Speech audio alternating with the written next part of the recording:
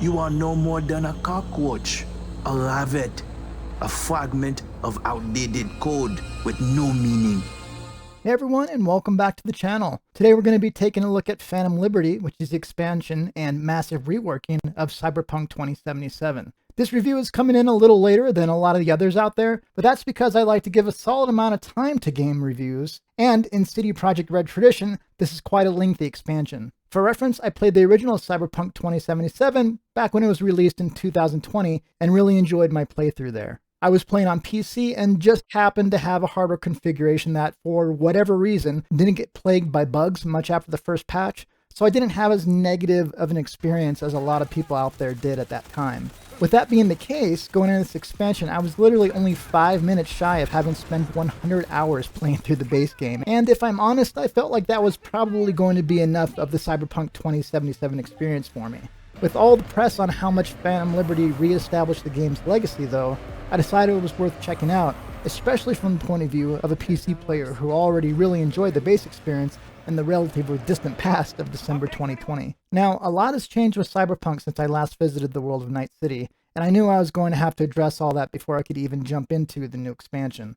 For one, there have been numerous reworks of the character perk and skill trees, which from the beginning had me trying to basically recreate from memory what I had done previously. This took me a very good while and isn't something I was necessarily looking forward to, but knew had to happen in order to play the expansion. I also needed to try and re-optimize graphics card settings so the game looked beautiful but ran acceptably, because to this day, it's still the most demanding game my PC has ever tried to chug through, and it looks the part. I ended up playing at 1080p with both DLSS and ray tracing on, though path tracing, while absolutely beautiful when I enabled it for the fly-through benchmark, was definitely out of the question performance-wise on my aging RTX 2080. As a result of pushing the graphical envelope though, the game is absolutely gorgeous.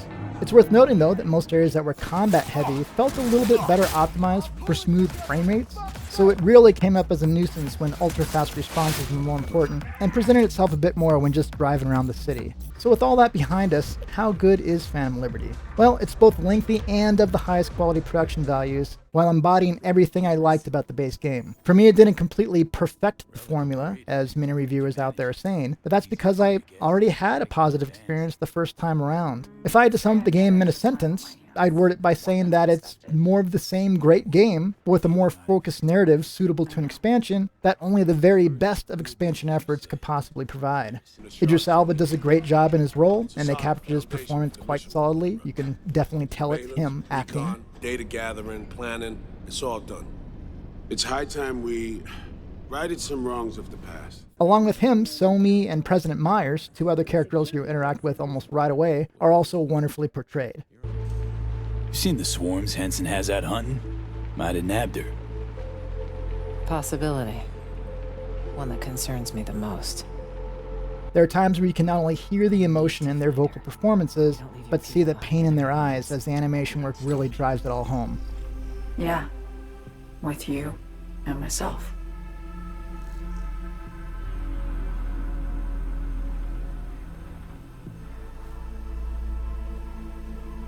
I need to get away.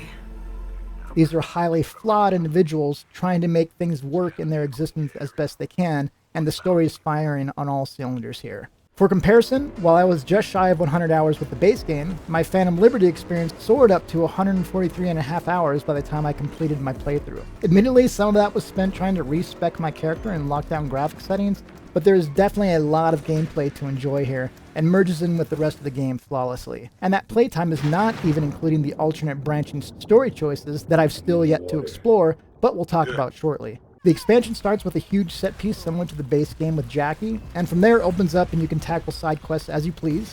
In the highly scripted sections of the game, both early on and near the end of the expansion, I found these spectacular and spectacle, the way you might think of an Uncharted game delivers that, but in a first-person view that Cyberpunk uses though, it did at times become difficult to figure out where and what exactly they wanted me to do, and after a lot of trial and error of dying, I kinda look forward to those sections finishing. On the flip side though, those sections do deliver some of the most intense narrative sections, and for those purposes they excel, and I'm glad they're there. Story-wise, it's also notable that there is a very distinct decision you have to make at a certain point in the expansion, and that choice is going to branch off in what direction the remainder goes. This gives some wonderful replayability to the expansion, and at some point I'm pretty certain I'm going to revisit my save game before that pivotal choice and play through the other direction. This option reminded me very much of The Witcher 2, my favorite of the series, where one choice took you on a completely different second act, none of which you would even see taking the other, and thus required multiple playthroughs. Back then, CD Projekt Red had commented that they likely wouldn't do that again, as, at least based on their statistics, a lot of people didn't play through a second time, and thus a huge section of work wasn't even seen by most players. That they actually did so here, though, I think, is a great testament to them choosing narrative and player choice over even their concern that large chunks of gameplay might go unnoticed. As my struggling GPU would attest whenever entering it, Dogtown, which is the new area of the game, has even more minute graphical details levelly placed to give it character. It's demanding, but it's also beautiful. Like with the original, simply driving around was always a visual pleasure, and I almost always opted for that option versus fast traveling to a destination. I did have a number of crashes at desktop during my playthrough, likely 7 to 10 or so, but I also want to throw out the caveat that during most of the time I was playing, I was also capturing gameplay, so there was a lot of stress on my GPU. I'm also happy to report that, like every CD Projekt Red game I've played, side quests are given just as much love, attention, and craft as the mainline story and really enhance the feeling of a living, breathing world. There were times I literally forgot I was even on a side quest, as the characters and process I went through felt every bit as well executed and thought out as, say, the Bloody Baron questline was in The Witcher 3.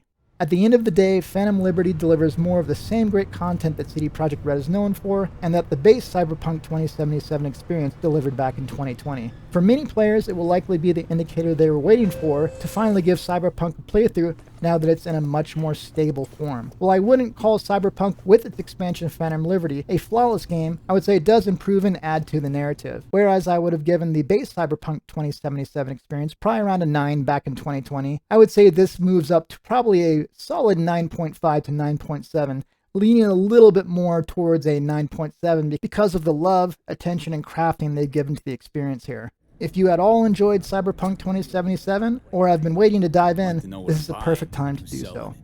There are many things we like that we can't have, but I'm feeling generous today. My name's Sophia, and I've been in this business since before you were born.